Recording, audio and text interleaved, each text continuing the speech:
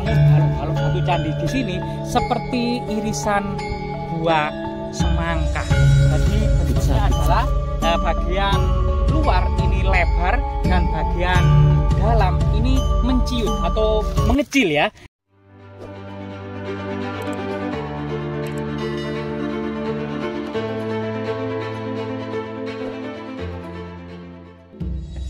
Pemirsa, kita terus menelisik jejak-jejak peradaban kuno, di mana memang peradaban masa lalu leluhur kita mungkin saja memiliki peradaban yang jauh lebih beradab dari kita. Misalnya saja Kerajaan Majapahit ya, yang pernah menyatukan Nusantara hanya dengan peralatan yang sangat tradisional.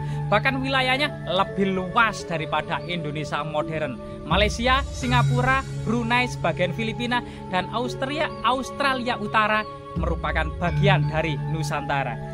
Saat ini memang kita berada di tengah persawahan gitu ya, yang mungkin kurang terperhatikan oleh sebagian dari pemerhati para sejarah gitu ya, atau pemerhati sejarah.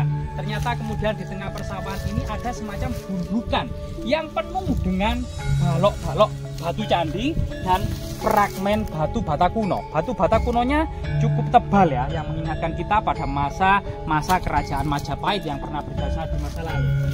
Dan kita tahu bahwasanya di yang bagian hitam yang penuh dengan pepohonan itu sungai besar. Yang sana juga bagian pepohonan yang dengan sungai besar juga. Sehingga kemudian area ini semacam sebuah sawah yang sangat luas yang dikelilingi oleh sungai. Sehingga kemudian pada ujung sana masyarakat mengenalnya sebagai Sungai Tempuran, yaitu pertemuan dua sungai. Pertemuan dua sungai atau pertemuan antara dua sungai inilah pada masa prasejarah, pada masa peradaban kuno dianggap sangat magis dan sakral. Sehingga kemudian banyak bangunan suci, bangunan keramat, atau kemudian bangunan-bangunan sakral lainnya yang dibangun di area-area seperti ini ya. Misalnya lokasi persawahan ini sebuah gundukan yang kurang terperhatikan dari siapapun. Hanya 3 pohon mangga inilah yang setia menemaninya. Namun siapa sangka, misalnya seperti ini ya. Seperti ini banyak sekali kemudian artefak, evokofak, dan fitur ya. Balok-balok batu candi. Namun balok-balok batu candi di sini seperti irisan buah semangka. Jadi bentuknya adalah bagian luar ini lebar dan bagian dalam ini menciut atau mengecil ya, yang diduga apa namanya seperti pizza ya, seperti pizza. Ini adalah batu pizza, namun masyarakat mengenalnya sebagai batu terbang. Ya, kemungkinan memang di dalam sini ada lubang rahasia atau sumuran candi, tempat peripih atau harta karun yang tersembunyi. Peripih sendiri di dalam sumuran candi itu biasanya terbuat dari wadah ya, biasanya seperti mahkota bunga teratai, ada bagian lubang di tengah, bisa 1, bisa 3, bisa 6, bisa 12, bisa 9, yang biasanya tiap lubang tersebut bersisi permata, atau kemudian emas berbentuk kumbang, capung gitu ya, atau kemudian intan, termasuk kemudian biji-bijian dan arang serta abu ya, kemungkinan abu jenazah dari seorang raja sebagai lambang pedagingan atau lambang jiwa dari bangunan suci itu sendiri. Kemungkinan memang gundukan ini siapa sangka yang belum pernah diekskavasi masih banyak harta yang terpendam, bisa saja prasasti atau harta karun lainnya. Nah ini coba kita lihat jika kita keliling ya, ini penuh dengan kemudian batu bata kuno yang kita melilingi. Untungnya sawah yang ada di sekitar gundukan ini belum digarap, masih dalam keadaan bero ya. Bero itu belum ditanami ya. Sini pinggirnya beronya nih. Iya bero, ini bero belum ditanami. Batasnya gitu. Apa? Batasnya gitu. Nah iya batasnya ini ya. Nah, coba ini di sini. Nah, selain itu kita juga mendapati jamur kan.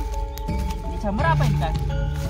Jamur letong. Oh jamur letong, ini apa? Jamur impes ya, jamur letong mungkin ya. Nah banyak sekali memang fenomena dan alam yang ada di sekitar kita. Selain itu kita juga menemukan mangga ya. Nah, buah mangga seperti ini ya.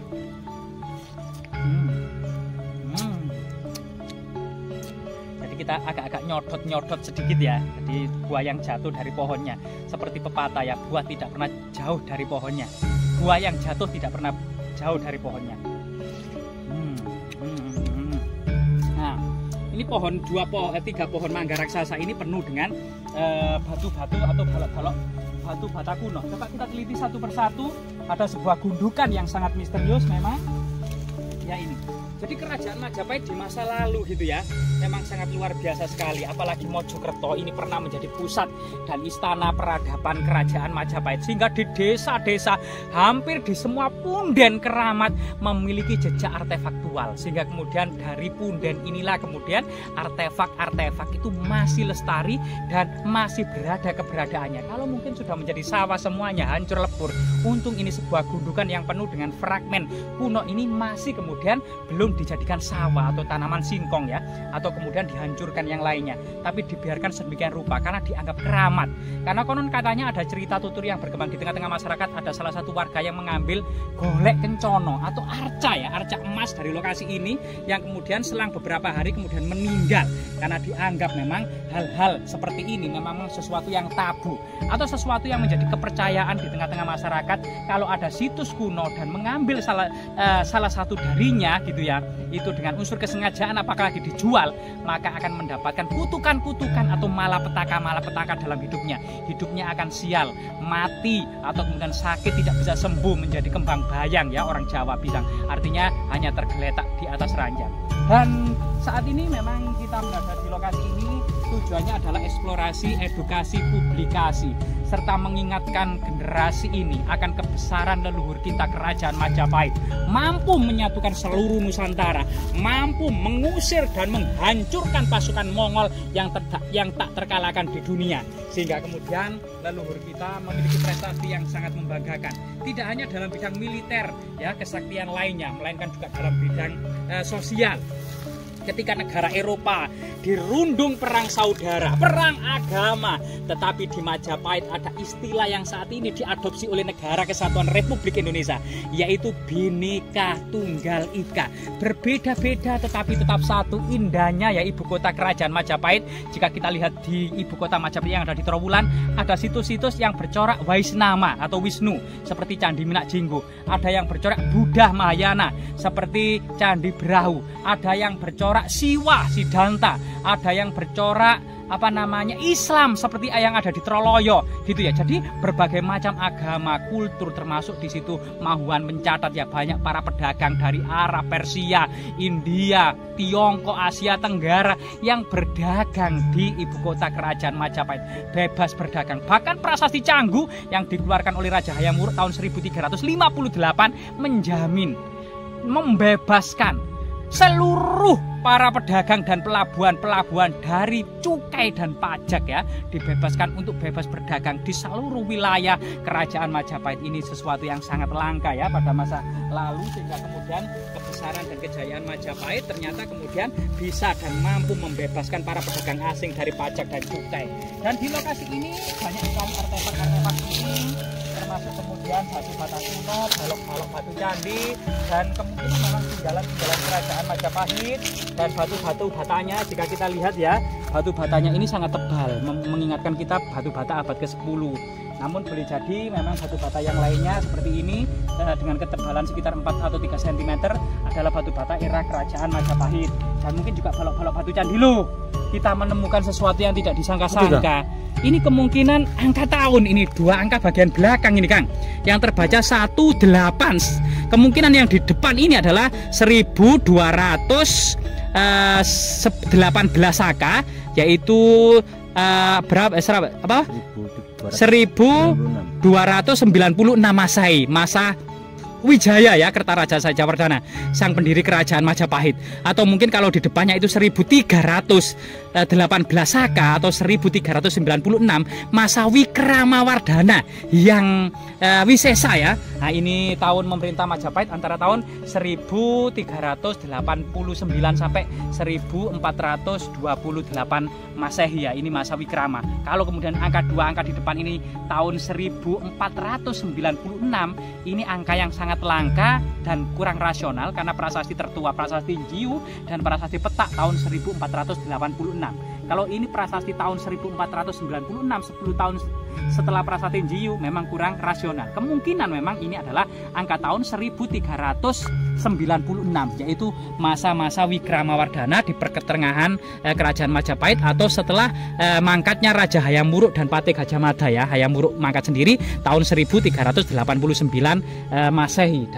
Jadi di lokasi ini kita temukan semacam prasasti angka tahun ya. Jadi kita letakkan di sini, mungkin para arkeolog dan mungkin para sejarawan pemerhati sejarah akan bisa melihat bahwasanya memang di sini ditemukan semacam fragmen prasasti atau inskripsi angka tahun ya. Berbahan apa? Jadi ini berbahan batu andesit. Jadi berbahan batu andesit. Ini fragmen bagian belakang. Mungkin nanti kita cari fragmen yang bagian depan. Kemungkinan nanti kita akan menemukan ya fragmen yang lainnya ya. Tapi fragmen itu sangat tipis, berbeda dengan jenis batuan-batuan yang lainnya. Jadi di lokasi ini ternyata kita sudah menemukan banyak sekali artefak-artefak penting ya. Baik itu kemudian balok-balok batu candi yang berupa seperti semangka atau pizza ini ya, atau seperti ini ya, yaitu kondisi cekungan atau melingkar.